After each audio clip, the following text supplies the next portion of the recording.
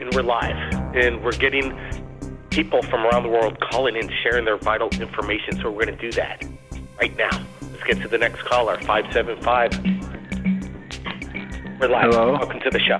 Yeah, Joe, you work for the Air Force, you say. Let's hear it. What's the story? Go ahead. I was in the Air Force, and I was stationed at Holloman Air Force Base in southern New Mexico. Okay, great. A while back, you had another caller. What did you do in the Air Force? Say what? What did you do in the Air Force? I was an admin clerk. I sat in an office and took care of files and punched a typewriter and all this all the time. But well, there you go. Somebody's got to do that work. Thanks for serving. Thanks for serving. Thank go you. ahead. But what it was, when I was in high school, and I was originally from Texas, and when I was in high school, I had a book that my mother had found for me somewhere. It was a paperback book that was called UFOs, Believe It or Not. And it was just case history after case history stories from all around the world. And there was one in there that was talking about something that happened in May of 1963 at Holloman Air Force Base in New Mexico, about a round sphere that came down and hovered over a runway, and somehow they were able to capture the thing and drag it off into a hangar, and nothing more was ever heard about it. Okay. I read that like when I was in high school, never knowing that someday I'd be in New Mexico. And then years later, after I joined the Air Force, I got sent to Holloman. And when I got out here and started, got used to what goes on, I called my mother and I asked her to please send me that book from my old bedroom, and she did. And then I went around trying to check out, check up on this thing, trying to figure out where this was to try to see if it might still be out there. Well, it turns out that my squadron had a hangar that had a lot of computer parts, and this is the old computers that stood from floor to ceiling with the big reel-to-reels and all the flashing lights. And when we went over there to inventory parts one time, the only thing locking that hangar up was a padlock and chain on the door, and I looked across the road, and there was a hangar over there that had barbed wire rolls at the top like at a prison, and I asked my boss, I said, hey, if we have computer parts in here and only got a padlock and a chain protecting the door, what do you keep in that hangar over there? And he goes, oh, don't worry about it. They just keep junk in that one. And I said, well, it must be expensive junk. Absolutely. Anyway, so I kept, started thinking like, maybe that's where it is, So I started going to In-N-Out Processing, different places, trying to figure out how to gain access to this place, and I was getting really close, okay? And then here's what happened. Here I am sitting in my office on the flight line. We had the F-4 Phantom jets at the time, and I worked for I was an airman first, that's 2 stripes, and this was May of 1974, okay? And my boss was a sergeant, and then I worked directly for a colonel. And the colonel that I worked for was the colonel that was sent to Takli, Thailand at the end of the Vietnam War to welcome the troops back home. Anyway, Colonel Farrell. But the deal is, he had gone off to play golf somewhere. My boss had gone to lunch. And this little office had the windows with shades on them and everything. The door in the back opened out onto the flight line. The door in the front opened into the hangar. And we always had the lights on because it was kind of dark in the office. And I'm sitting there because my job at the time was I had to retype the mobility plan for the 49th Fighter Wing. So I'm basically doing this, and all of a sudden, I was conscious that somebody opened the door, but nobody came in. And I kind of looked over towards the door, and I didn't see anybody. And I thought, well, that's odd. I know somebody opened that door, And so finally, I stopped typing, and I got up, and I kind of walked around the desk to where I could see out into the hangar. And when I got over there, to my shock and amazement, standing right there in the middle of the doorway, kind of silhouetted in light from outer light from the hangar there, was an officer in dressed blues. And he was just standing there like at attention. And I kind of looked at this guy cross-eyed and said, "Can I help you?" And all of a sudden, this guy orders me to attention. Well, you don't do that, not in permanent party. You do that if you're reporting to the commander, if you're in basic training or outside saluting another officer, but inside you just don't do that. And it kind of took me by surprise, and I said, "What?" And then he screamed at me, "Soldier, attention," and I jumped to attention, you know. And Command. This guy started like screaming at me, and I'm like freaking out, you know, because I don't know what's going on. And basically, the guy told me that I was getting too close to something that was bigger than the both of us, and if I valued my military career and or my life, to cease and desist immediately. "Do I make myself clear, soldier?" "Sir, yes, sir." And he says, "As you were," and he's closed the door and he was gone. And wow. I sat there, I don't know how long I stood there at attention thinking I just had my life threatened, you know.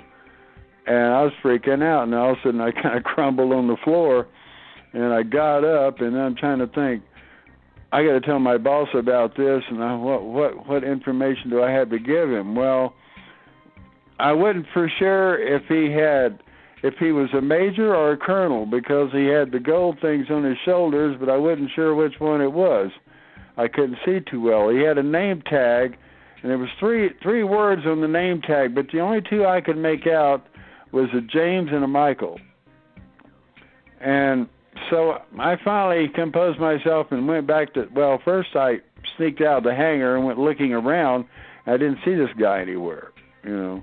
So I went back into the office and started typing again. And about half an hour later, my boss comes charging in the office. When he did, I jumped up at attention and knocked the typewriter off on the floor and broke the curve. We're talking the old-fashioned type anyhow.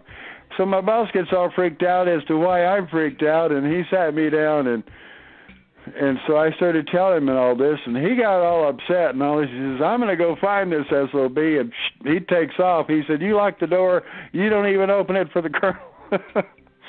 Well, I would open it for the colonel, but I locked the door, and nobody came until he came back, and he said he looked over the whole base and went to headquarters and everything, and he couldn't find anybody that matched that description he were on the base. And he kept looking, but he never did, and I said, "Well, that's it for me. I got 3 or 4 more years of this Air Force, and I don't want a firing squad, you know, so I just let it go." Well, you'd think that'd be the end of the story, right? Wrong. 20 years later, I'm in Tularosa, New Mexico. I got a recording studio. I'm a musician.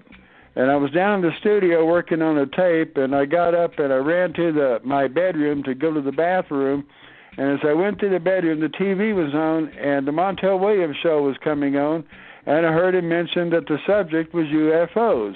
So I immediately ran over and got a blank VCR tape and stuck it in the VCR and pressed play record. And I sat down on the end of the bed to see who was on the show. Well, he started introducing the different people on the panel. Robin Lazar was on there from Area 51 fame, and Sheila McRae was on there. She was the wife of the lounge singer, saying that her husband saw a lot of strange things going between Vegas and New York City in flights, and 2 or 3 other people. And they got to the last guy on the panel. There's some chubby guy sitting there with a mustache and a Hawaiian shirt on, you know, like Hawaiian shirts. Anyway. Sure. And when this guy spoke, I fell off the bed. I swear to God, it was the man that threatened me 20 years before. And I got it on videotape.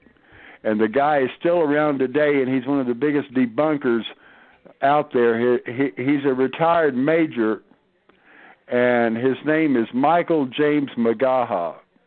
You can look him up on YouTube. He's all over YouTube. And this is a guy that threatened you to, like, he's the guy that stood there face to face with me and threatened my military career and my life for trying to find that UFO. Well, now he's all over everywhere telling people, oh, UFOs don't exist. There's no such thing as UFOs. BS. So he's trying to cover up the UFO phenomenon. We need to get the hell out of here. And now he's out there telling people that UFOs don't exist. Right. And this guy's name, again, I'd love to face that guy face to face today and go head to head with him. Absolutely. You know what? I'll try and reach out to him, get him on the show. If he wants to debunk UFOs, I want to have him. That'd be fine. He'd probably deny the whole thing. Well, typical you just kind of never forget a face when they threaten your life. Yeah, I know. And that voice, you know. So let me ask you exactly, where, again, was this base? And when did it happen? Well, I'm here in Alamogordo, New Mexico, and Holloman is approximately about 20 minutes from where I am right now. I live out here at the golf course, in case anybody I know is listening in. I'm retired now. I'm like 67. And this happened a long time ago. They got other fish to fry, too. So I've really also, cool I know from listening to your show, a lot of people don't care much for MUFON, and you know, it came along years ago, and I joined them as a field investigator and this and that, and you know, and then I don't know, a while back, probably about a little over a year ago, I get links to their website, and some story came up on their website, and I went down and I wrote to the guy and made a comment. And all of a sudden I get an email from somebody from Alabama wanting me to talk to them. And so I called the guy, and the guy swore him down that he was the state director for Alabama. And he was on his way to Irvine, California for the big symposium they had there. I guess that was last summer. And when he got back, he wanted to do a full interview of me, of my story. And he called me, and I did a 2-hour phone interview with him. And he said I'd be contacted by somebody else, but so far nobody's ever called. Typical. Yeah, you know, this is... So I told, you know, bits and pieces of this on the chat line to several of the people here, and everybody keeps saying, oh, Joe, you need to call. And I called one time before, but... because there had been another fella that had seen something similar with his mother out around Holloman, and I was trying to get in that same day to find out who he was and to find out if it was in the same time frame when I was there, you know. But then that day, that lady Chalice called in, and nobody else called in after that. Oh, yeah. You know, just took up the rest of the show, but you know how that goes. Every Friday we pull this off, and it's really amazing to talk to the public. And if you don't get in the first time, we'll get you in. Just keep trying, people. We can't get to everybody in one show, but I'm sure glad that we got you on tonight because this is incredible. Let me get this up. Let me make one other quick comment, okay? You're probably familiar with another well-known figure, Stanton Friedman. He's a nuclear physicist and a science writer, and another fellow, Don Berliner, and together they wrote one of the books about the Roswell incident. There was 2 books, Roswell Incident and Crash at Corona, and I forget, they wrote one. And they used to come out here a lot on fact-finding missions and go to Roswell a lot, and they had a local radio show here one time back on Wednesday nights in those days. This has been like 20 years ago. And I called in and couldn't get through, and then they told everybody they were staying at the Best Western, and so I called over there after the radio show, and Stanton's line was busy, so I talked to Don Berliner, and I talked to him for like 3 hours on the phone, and when I got done, he told me that I was one of the 5 most influential people in New Mexico on the subject of ETs and UFOs that they had ever met in the state of New Mexico. And they gave me 2 Watts lines, one to Quebec, Canada, and one to Washington, D.C. And I used the one to Washington, D.C. one time to talk to Stanton, because I met a lady in Alto, New Mexico, which is up in the mountains about 30 miles from here, and she wrote a book about the abductee experience, and you can get it on Amazon today still. It's called Healing Shattered Reality. Her name is Alice Bryant, and it happened to her grandson. He was implanted. Well, that's cool. So, that's cool. I've met a lot of people, and I've seen stuff ever since I was a little kid. And my mother used to tell me that, before I was old enough to go to school, that I was always, where's Joe? Well, he's outside. Well, it's dark outside. Well, somebody go get him, And I'd be outside staring at the sky, and every time they would say, you got to come in, that I'd always point to the sky and say, home. Well, you know what? This is what I want to do. I don't personally remember that, but I remember my mother telling me that all the time, So good advice. Good advice. Moms have good advice about this stuff. One thing I want to do, I got a few more minutes for one more caller, but I want to get your name and this kook's name. Who's this guy that threatened you? You want my full name? I have nothing to hide. My name, first name is Joe, middle initial C, last name Widener, Weidner. It's the same as what's on the chat line there. I use my real name. And the other fellow, he's a retired Air Force Major, Michael James Magaha. I think that's Magaha. Okay, man. Wow. Joe, you did good. We're going to look into this.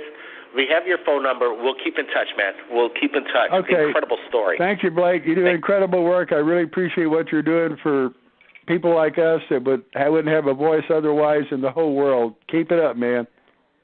No problem, man. No problem. I got a feeling many people from around the world, tens, if not hundreds of thousands of people are going to hear this, and they're going to scratch their heads. Who is this Michael J. Magaha? We're going to find out. That's what we're going to find out. That's what we've got to do. People, help me. Let's get to the bottom of this. 253. We've got a few minutes left. Welcome to Third Phase. 253, you there? 253 just dropped out. Okay, we're going to try this. We're going to try 330. 330, you there? All right. We might run out of time. Might not be able to get to. We'll try 805. 805, you there? Yes. 805, you there? Okay, I got 2 805s online, so we're going to try this 805. We'll try this one. Hello, Blake. You there? Yep, yes, gotcha. Yep, welcome to the show. Great. Thank you, Blake. I sent you guys an email. I don't know if you got it or not. Okay, I need to tell my story. I need to tell a few things that's been on my mind for years. Okay, about 7 years ago, I'm going to tell you the main story first.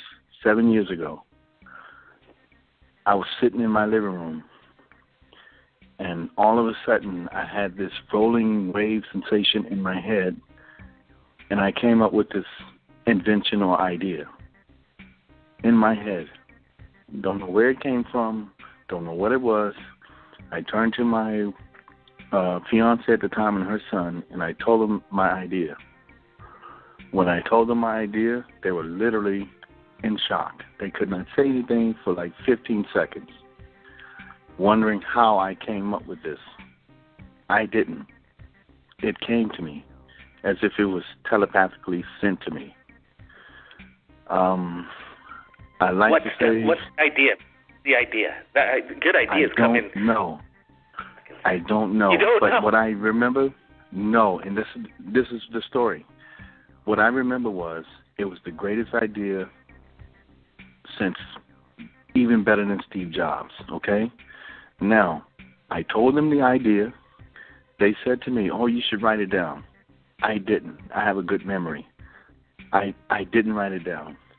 The thing was, is I woke up the next morning without a clue of what my idea was.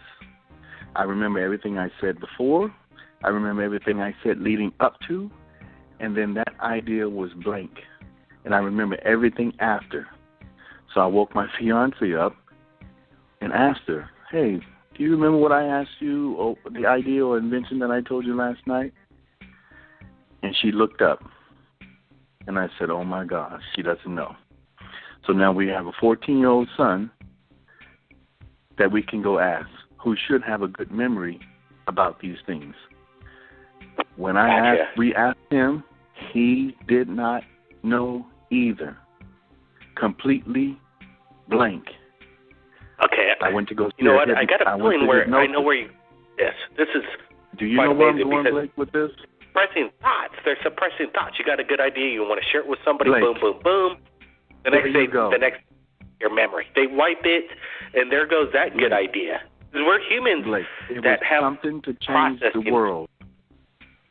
I got a feeling. Yes. I know. I have a big. Blake, let me tell you, I had this. You just said it right now. You know what I think? When you told me about HAARP, and I've been watching your show on YouTube, when you said something you said about HAARP, that triggered me. I think they are blocking signals from us, from somewhere that's being given to us to use. That's my opinion on HAARP. I really do. No, it's so weird because you have your wife, and your wife and your 14-year-old son at the time, they remember you telling them this. Yes, they recall it, remember. And then all of a sudden they're just like, I can't. It's on the tip of their brains. They're trying to figure it out. It's like a distant memory that you can never recall. And I got a feeling this is, this is something that people are dealing with on a daily basis.